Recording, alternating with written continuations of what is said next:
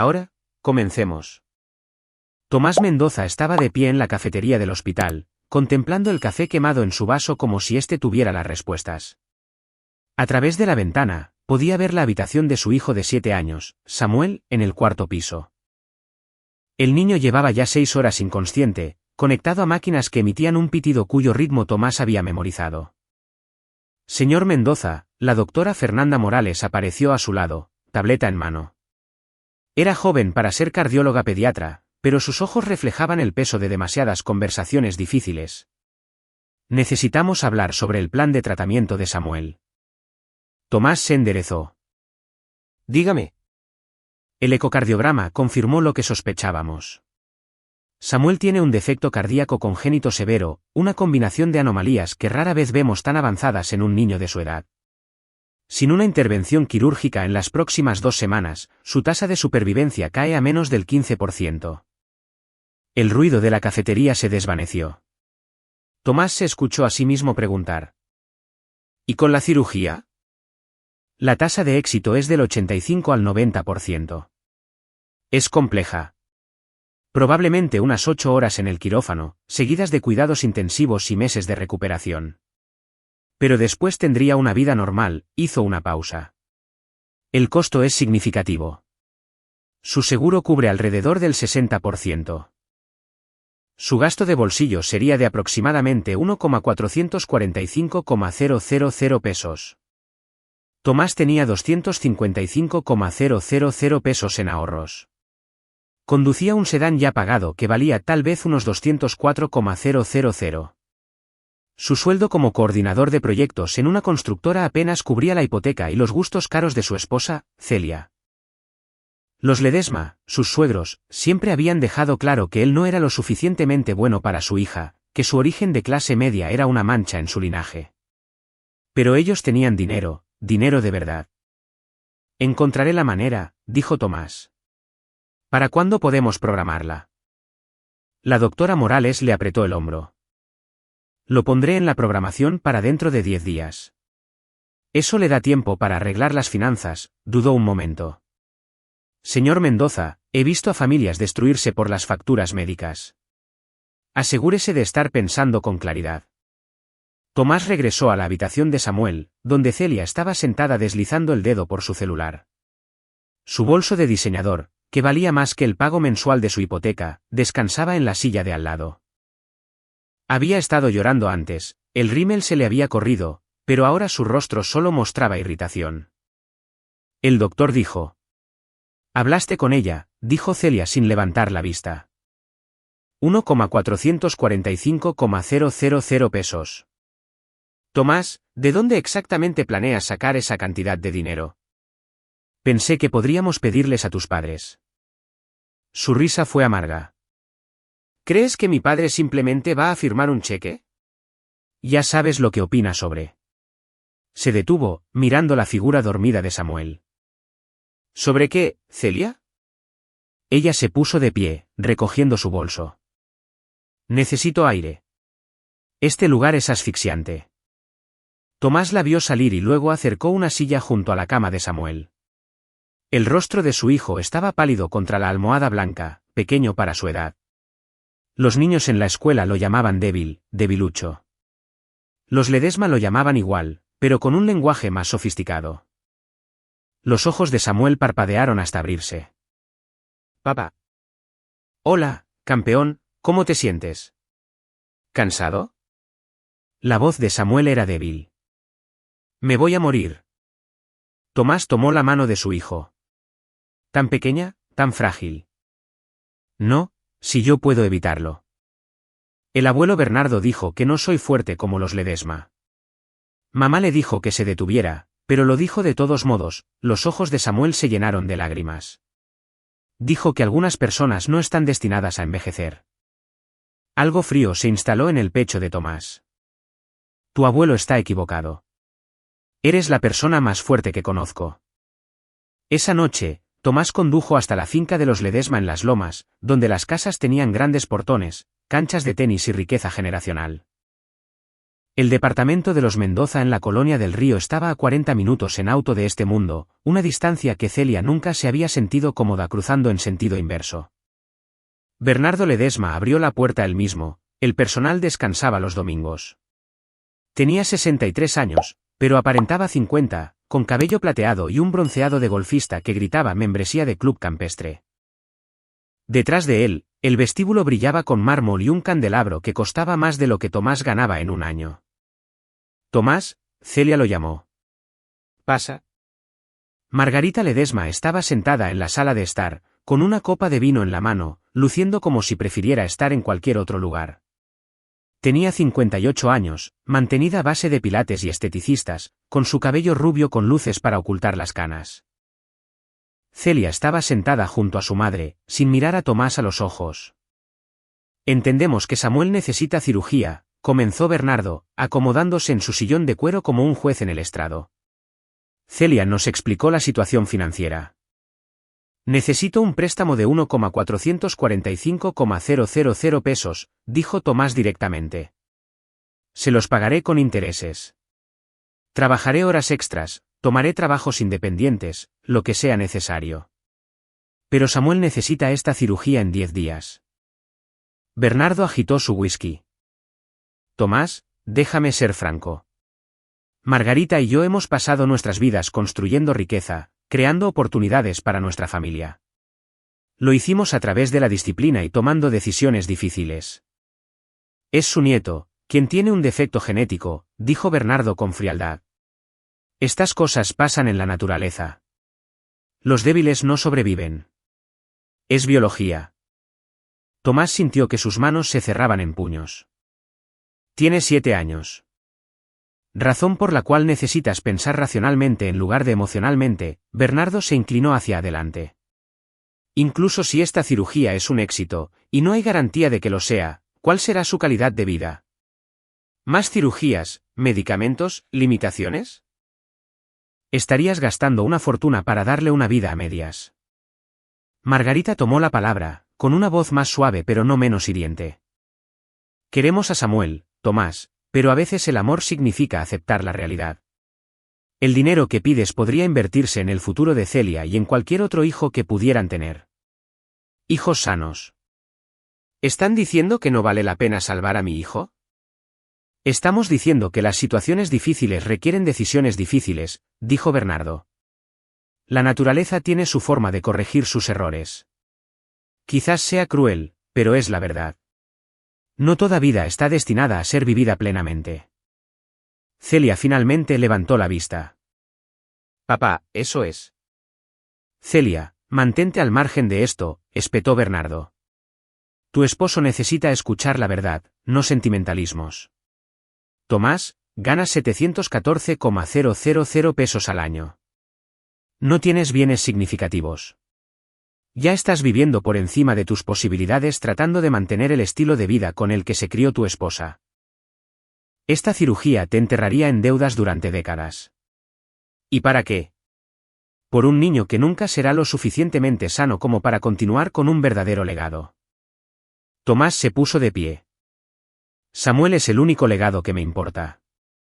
Entonces eres un tonto, dijo Bernardo. Y no cría a mi hija para que se atara al barco que se hunde de un tonto. No vamos a financiar esta cirugía. Si quieres destruirte financieramente por una causa perdida, es tu decisión. Pero no esperes que participemos en tu delirio. Tomás miró a Celia. ¿Y tú estás de acuerdo con esto? Ella jugueteó con su anillo de bodas. Tomás, tal vez deberíamos considerar otras opciones. Hay planes de pago, préstamos médicos. Te pregunté si estás de acuerdo en que no vale la pena salvar a nuestro hijo. No tuerzas mis palabras. Solo creo que necesitamos ser realistas sobre lo que podemos pagar, sobre cómo sería realmente la vida de Samuel. Levántate. ¿Qué? Ponte de pie, Celia. En este momento. Nos vamos. Ella permaneció sentada, y Tomás se dio cuenta con una claridad enfermiza de que ya había tomado su decisión. Probablemente la había tomado antes de que él llegara. Encontraré el dinero yo mismo, dijo Tomás. Y cuando Samuel esté sano, entero y viviendo la vida plena que estas personas dicen que no merece, quiero que todos recuerden esta conversación. Bernardo se puso de pie, alisándose su camisa de golf. Tú también la recordarás, cuando tengas 50 años y sigas ahogándote en deudas por un hijo que de todos modos no logró sobrevivir. No vengas arrastrándote aquí cuando la realidad te golpee. Tomás condujo a casa solo. Celia le envió un mensaje de texto diciendo que se quedaría en casa de sus padres para pensar bien las cosas. Él se sentó en su departamento, modesto pero lleno de fotos de Samuel aprendiendo a andar en bicicleta, soplando las velas de cumpleaños, sonriendo chimuelo en su primer día de escuela. Su teléfono vibró. Era Ulises Ochoa, su compañero de cuarto en la universidad y uno de sus pocos amigos de verdad. Tommy, ¿estás bien? El estado de Facebook de Celia acaba de cambiar a es complicado.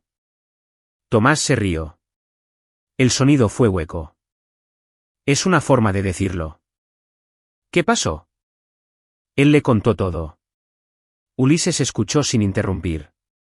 Una cualidad rara en la era de las redes sociales. Esas personas son unos monstruos, dijo Ulises finalmente. ¿Qué necesitas?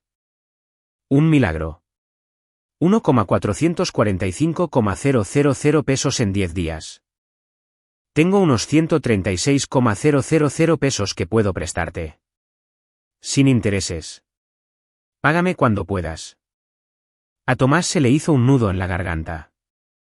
Ulises. Samuel es mi ahijado, hermano.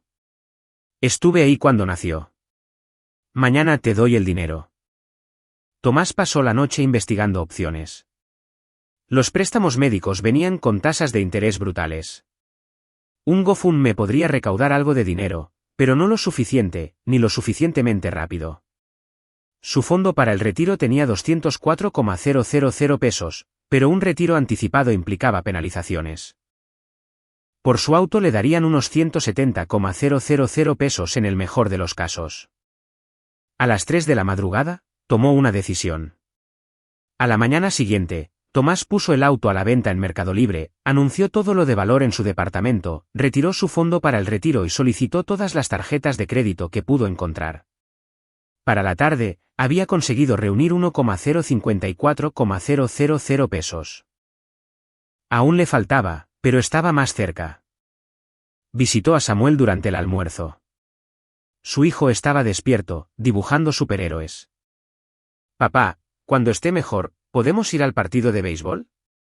El que me prometiste. Asientos en primera fila, prometió Tomás.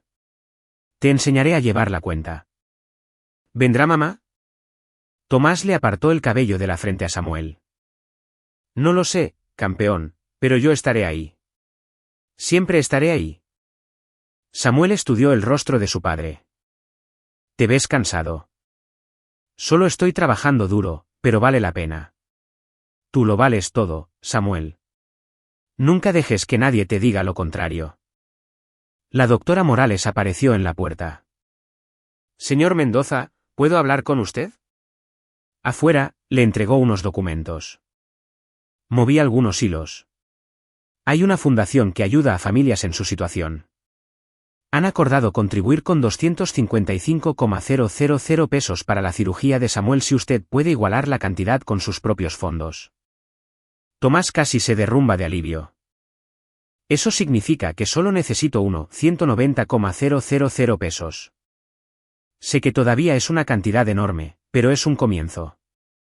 Él tenía 1,054,000 comprometidos. Necesitaba 136,000 más. Ulises ya le había ofrecido 136,000. Eso era todo. Esa era la cifra. Programe la cirugía, dijo Tomás. Tendré el dinero. Durante la semana siguiente, Tomás se movió como una máquina. Le vendió el auto a un lote por 153,000 pesos en efectivo. Vendió su guitarra, su laptop, la televisión, las joyas de Celia que ella había dejado atrás. Tomó un segundo trabajo como guardia de seguridad nocturno en una bodega. Dormía 4 horas por la noche. Celia llamó 2 veces. La primera vez le preguntó si realmente iba a seguir adelante con esto. La segunda vez, le pidió que firmara los papeles del divorcio. Él colgó en ambas ocasiones. La noche antes de la cirugía de Samuel, Tomás se sentó en su habitación del hospital. Había recaudado 1,241,000 pesos. Con los 136,000 de Ulises y los 255,000 de la fundación, tendrían 1,632,000 pesos. Más que suficiente. Samuel estaba nervioso, aferrándose a la mano de su padre. ¿Y si no me despierto? Lo harás. Te prometo que lo harás. Y cuando lo hagas, vamos a tener el mejor verano de todos. Solo tú y yo. ¿Te parece bien? ¿No va a ir mamá? Tomás dudó. Mamá te quiere, campeón. Solo está lidiando con algunas cosas. Pero yo te quiero lo suficiente por los dos. Sé que sí, papá. Eres mi héroe. A las 6 de la mañana, llevaron a Samuel al quirófano. La doctora Morales apretó el hombro de Tomás. Lo tenemos en buenas manos. Vaya a tomar un café.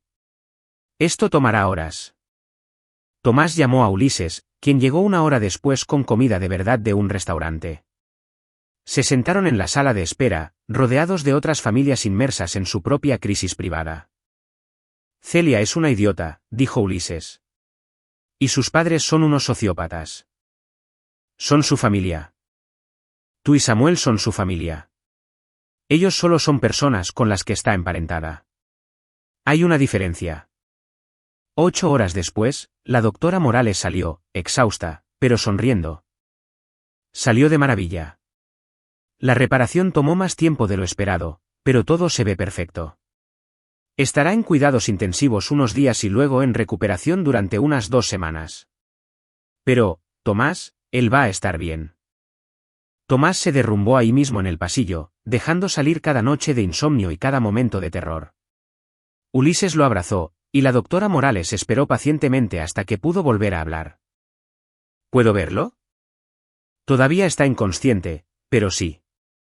Samuel se veía diminuto en la cama de cuidados intensivos, rodeado de máquinas y tubos, pero su color era mucho mejor. Su pecho subía y bajaba rítmicamente. Tomás sostuvo su pequeña mano y lloró de nuevo, esta vez de alivio. 2 días después, Samuel despertó. Sus primeras palabras fueron: ¿Ya conseguiste los asientos de primera fila? Tomás rió entre lágrimas. Todavía no, pero lo haré. Durante las semanas siguientes, la recuperación de Samuel superó todas las expectativas. Se fortalecía a diario. Las enfermeras decían que nunca habían visto a un niño recuperarse tan rápido. La doctora Morales lo llamaba su paciente milagro. Celia lo visitó una vez, trayendo flores y culpa. Lo siento, le dijo. Tenía miedo. Mis padres estaban tan seguros de que no sobreviviría. Y les creí. Les creíste a ellos antes que a tu propio hijo. Lo sé. Lo siento, Tomás. De verdad. Quiero volver. Quiero que volvamos a ser una familia. Tomás miró a su esposa. Su ropa de diseñador, su cabello perfecto, su expresión de remordimiento que parecía ensayada. ¿Amas a Samuel? Por supuesto que sí. Entonces, ¿por qué no estuviste aquí? ¿Por qué no luchaste por él? ¿Por qué no vendiste tus joyas, tu auto, lo que fuera para salvarlo? Me criaron de otra manera. Mis padres dijeron. Tus padres se equivocaron respecto a Samuel, respecto a mí, respecto a todo lo que importa. Se puso de pie. Presenté los papeles del divorcio ayer. Te los notificarán la próxima semana. Quiero la custodia completa. Tomás, por favor. Se acabó, Celia. Cuando necesité una compañera, los elegiste a ellos. Cuando Samuel necesitó a su madre, lo abandonaste. No queda nada que salvar aquí. Ella se fue llorando, pero Tomás solo sintió alivio. Esa noche, mientras Samuel dormía plácidamente en su cama del hospital, Tomás hizo planes. Había perdido casi todo, pero tenía a su hijo, y Samuel lo valía todo. Pasaron 5 años como un río. A veces caudaloso, a veces en calma, pero siempre avanzando. Samuel Mendoza, ahora de 13 años, estaba parado al borde de la cancha de fútbol. No como el niño débil al que todos daban por perdido, sino como el mediocampista titular del equipo. Su cicatriz se había desvanecido hasta convertirse en una delgada línea que le cruzaba el pecho, una insignia que llevaba con orgullo silencioso. Todavía era de complexión delgada para su edad, pero había aprendido a usar su velocidad y su inteligencia en lugar de la fuerza bruta. Sus entrenadores decían que era un jugador estratégico. Sus compañeros de equipo decían que era el que salvaba los partidos. Tomás lo observaba desde las gradas, con su maletín a un lado y la corbata aflojada después de un largo día. Había ido ascendiendo desde coordinador de proyectos hasta administrador senior en el Hospital General San José, uno de los centros médicos más grandes del estado. La ironía no se le escapaba, la industria que casi lo había llevado a la bancarrota ahora le pagaba un sueldo de 6 cifras. Había pasado 3 años estudiando una maestría en administración de hospitales tomando clases nocturnas mientras criaba a Samuel, durmiendo apenas 5 horas por noche. Pero lo habían logrado.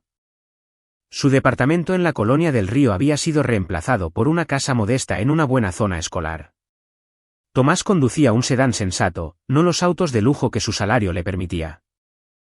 Cada peso extra iba destinado al fondo universitario de Samuel y a pagar lo último que quedaba de la deuda médica. Vivían de forma sencilla, pero vivían bien. Ulises Ochoa estaba sentado a su lado, masticando palomitas. Se había convertido en más que un amigo, era familia, asistiendo a cada uno de los partidos de Samuel, a cada junta de padres y maestros, a cada momento importante. Se había casado hacía 2 años con una mujer llamada Perla, quien trataba a Samuel como a un sobrino. El niño tiene buenos movimientos, dijo Ulises mientras Samuel robaba el balón y corría a toda velocidad por el campo. ¿Recuerdas cuando los Ledesma decían que nunca tendría una vida normal? Tomás apretó la mandíbula. Trataba de no pensar en los Ledesma. Celia se había vuelto a casar hacía 3 años con un abogado corporativo que su padre aprobaba, alguien con el pedigrí y el portafolio adecuados. Veía a Samuel los fines de semana ordenados por el juez 2 veces al mes, aunque a menudo cancelaba. Samuel había dejado de preguntar por qué. Los propios Ledesma habían intentado contactarlos una vez al año después del divorcio, enviando una tarjeta de cumpleaños con un cheque de 850 pesos. Tomás siempre la devolvía sin abrir. Habían dejado clara su postura aquella noche de hace 5 años. Él no les debía nada. Samuel anotó un gol justo antes del silbatazo final y la multitud estalló en aplausos. Tomás vitoreó, con el corazón hinchado de orgullo. Eso era lo que importaba. Ese momento, ese niño, esa vida que habían construido juntos. Después del partido, Samuel se acercó trotando, sudoroso y sonriente. ¿Viste ese tiro? Al ángulo. El portero no tuvo oportunidad. Tomás le pasó una botella de agua. ¿Tienes hambre? Ulises y Perla quieren llevarnos a Ginos. ¿Podemos pedir los cannoli? Podemos pedir lo que quieras, campeón. En el estacionamiento, el teléfono de Tomás vibró. Era un número desconocido. Casi no responde, pero algo lo impulsó a contestar. Tomás Mendoza. La voz le resultaba familiar, pero envejecida. Margarita Ledesma. Se quedó helado. Samuel iba más adelante con Ulises, riéndose de algo. Tomás se apartó un poco. ¿Qué quieres, Margarita? Yo. Hizo una pausa y él escuchó que su voz se quebraba. Es Bernardo. Está enfermo. Insuficiencia hepática. Necesita un trasplante. Tomás no sintió nada. Siento escuchar eso. Tomás. Por favor. Las facturas médicas son enormes, incluso con el seguro. Solo el trasplante cuesta más de 3,400,000 pesos. Ya hemos gastado 680,000 pesos en tratamientos. Necesitamos ayuda. ¿Ayuda? Soltó una carcajada fría y cortante. ¿Como la ayuda que le dieron a Samuel cuando se estaba muriendo? ¿Como la compasión que mostraron cuando llamaron a mi hijo un error genético? Eso fue diferente. Fue exactamente lo mismo. Un niño que necesitaba que lo salvaran. Y ustedes dijeron que no valía la pena el dinero. ¿Recuerdas? No toda vida está destinada a ser vivida plenamente. Esas fueron las palabras exactas de Bernardo. Se equivocó. Nos equivocamos. Tomás, te lo ruego. Ahora eres exitoso. Trabajas en la administración de un hospital. Tienes conexiones, recursos. Te necesitamos. Tú necesitas entender algo, Margarita. Cuando te sentaste en tu mansión y me dijiste que la vida de mi hijo no valía la pena salvarse, tomaste una decisión. Elegiste tu orgullo, tu filosofía eugenésica, tu fría evaluación del valor humano por encima de tu propio nieto. Ahora la naturaleza está corrigiendo sus errores. ¿No fue eso lo que dijo Bernardo? Que la naturaleza tiene su forma. Se está muriendo, Tomás, es mi esposo. Y Samuel era su nieto. Un niño de 7 años que nunca le había hecho daño a nadie. Vendí todo lo que tenía para salvarlo. Tuve 3 trabajos. Me endeudé de tal forma que me tomó 5 años pagar. ¿Y sabes qué?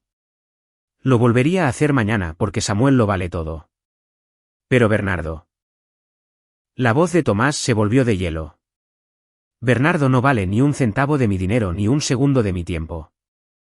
Por favor, no me vuelvas a llamar. Y dile a Celia que cuando los eligió a ustedes por encima de Samuel, también eligió esto. Todos ustedes están viviendo con las consecuencias de su propia crueldad. Espero que Bernardo piense en Samuel mientras yace en esa cama de hospital. Espero que recuerde haber llamado a un niño pequeño débil y defectuoso. Espero que lo persiga.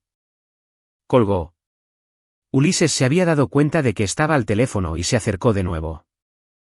¿Todo bien? Bernardo Ledesma se está muriendo. Necesita un trasplante de hígado.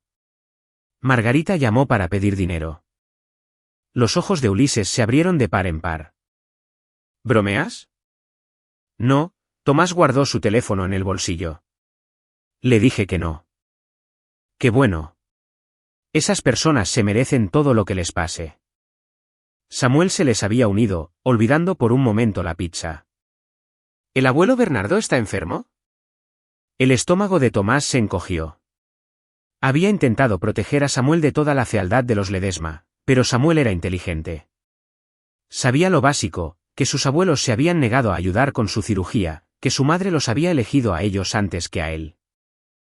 Pero escucharlo de nuevo, ver la preocupación en el joven rostro de Samuel, hizo que la antigua ira de Tomás resurgiera. Sí, campeón, pero no es nuestro problema. Samuel estuvo callado durante la cena. Tomás conocía esa mirada, su hijo procesando algo complejo, elaborando pensamientos que aún no estaba listo para compartir. A sus 13 años, Samuel había heredado la mente analítica de su padre, pero combinada con una compasión que a veces sorprendía a Tomás. El niño tenía todos los motivos para estar amargado, enojado, endurecido. Sin embargo, era bondadoso. Esa noche, cuando Tomás fue a darle las buenas noches, Samuel lo detuvo en la puerta. Papá, ¿puedo preguntarte algo? Siempre. ¿Alguna vez piensas en ellos?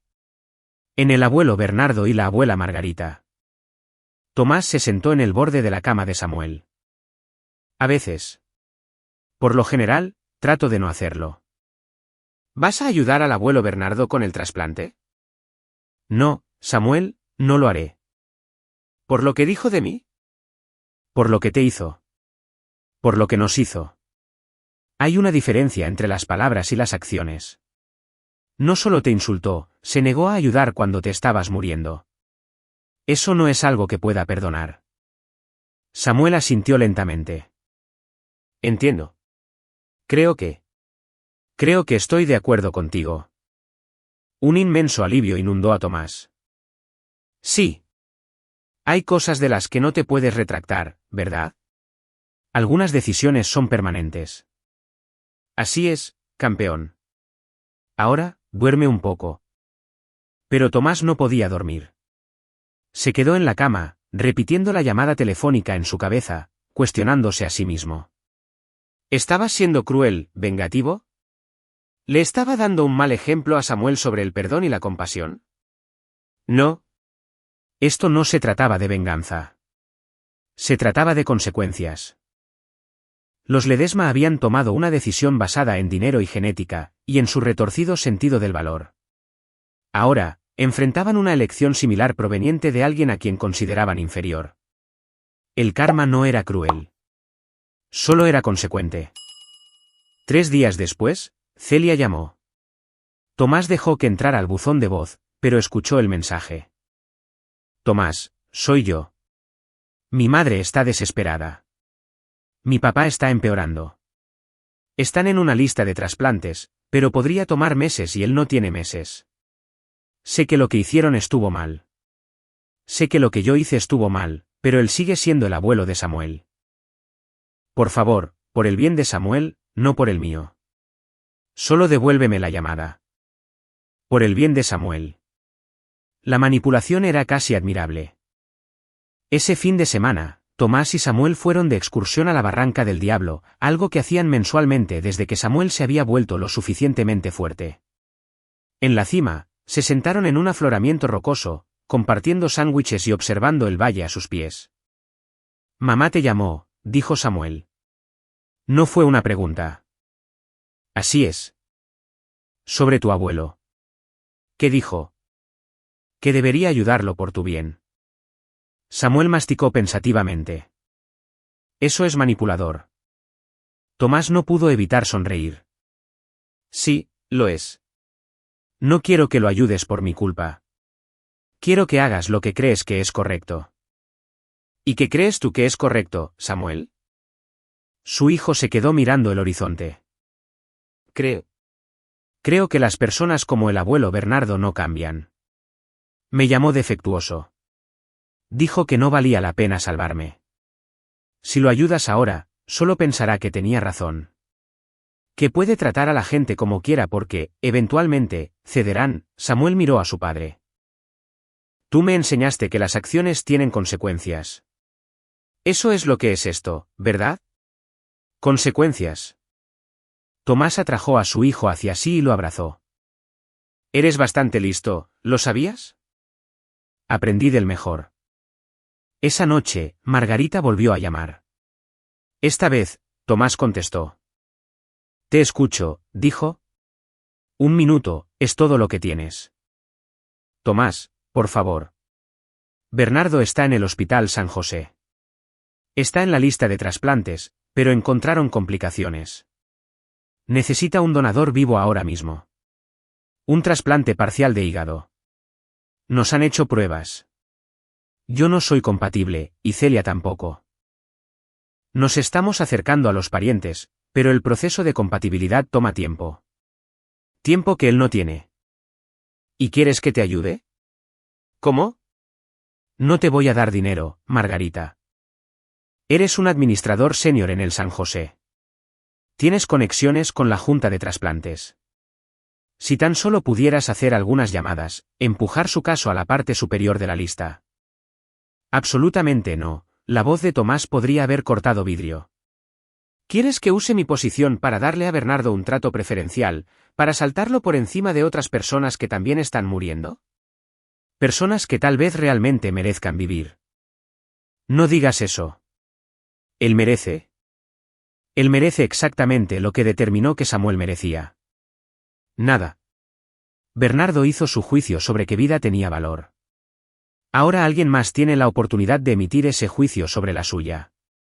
Adiós, Margarita. Bloqueó su número. Luego bloqueó el de Celia. Luego bloqueó el de Bernardo, por si acaso. 2 semanas después, Tomás estaba en su oficina revisando informes trimestrales cuando su asistente tocó la puerta.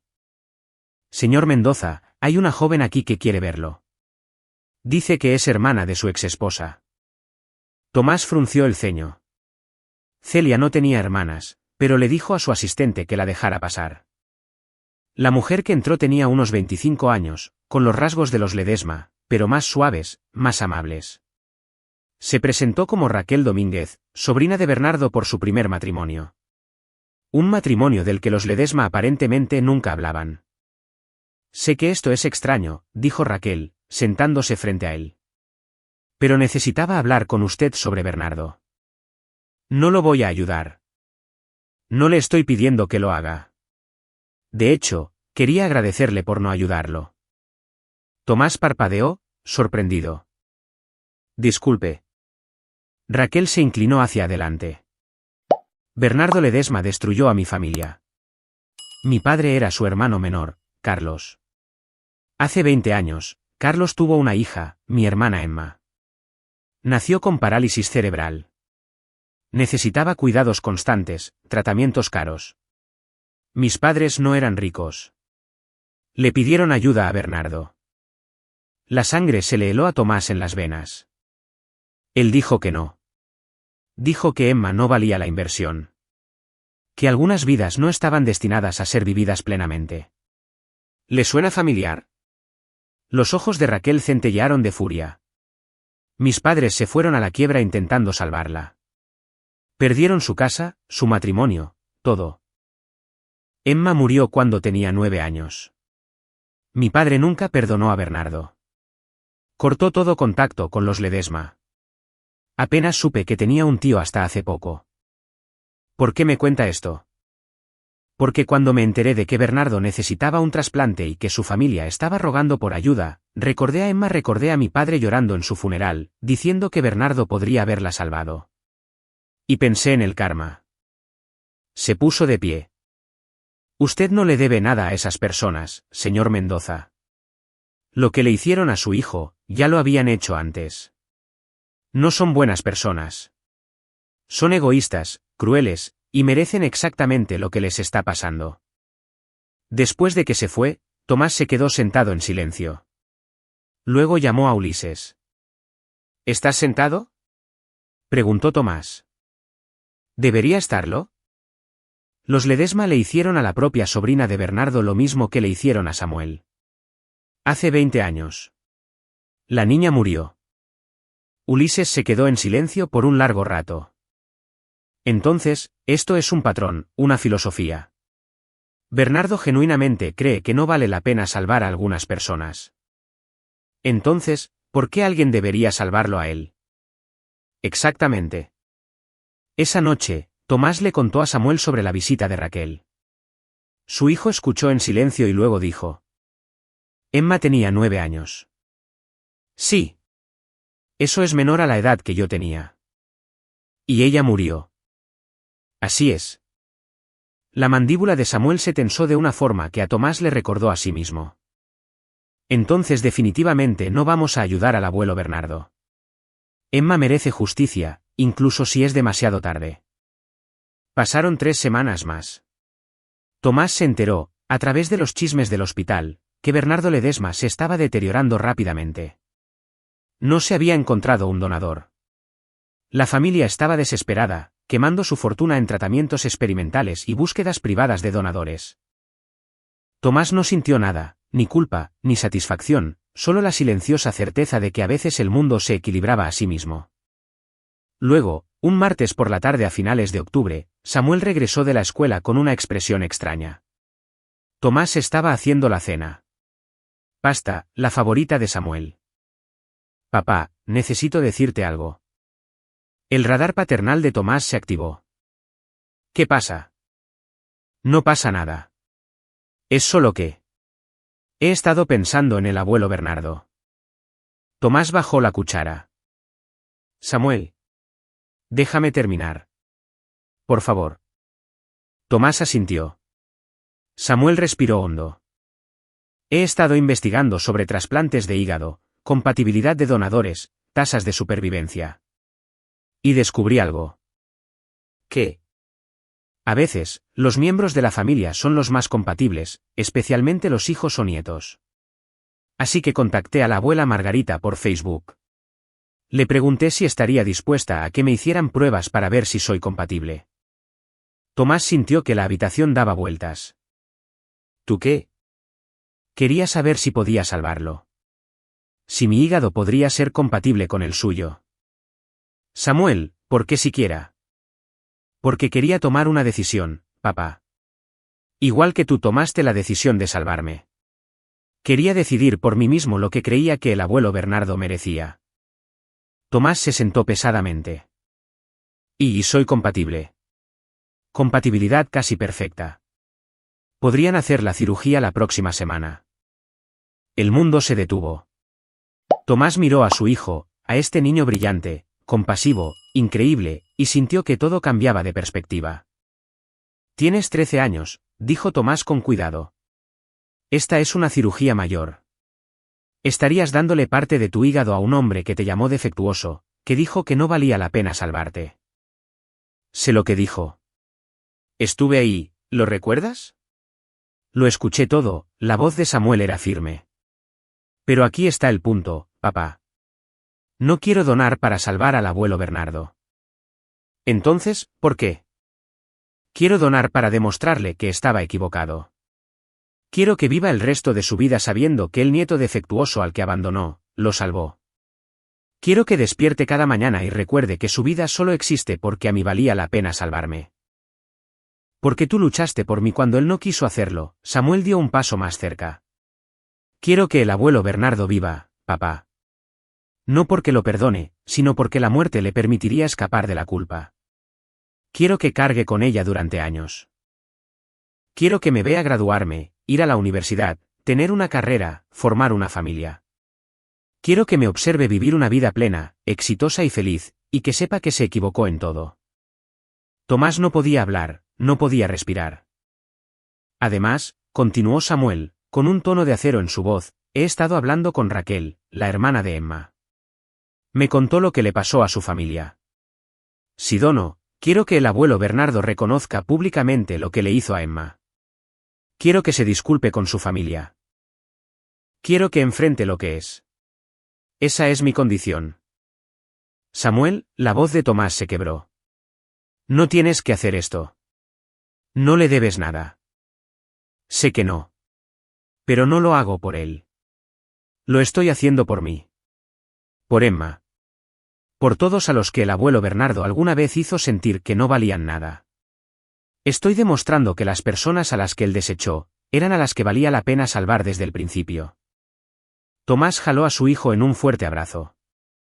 Este joven increíble que de alguna manera había convertido el trauma en sabiduría, el dolor en propósito. Vas a cambiar el mundo. ¿Lo sabes?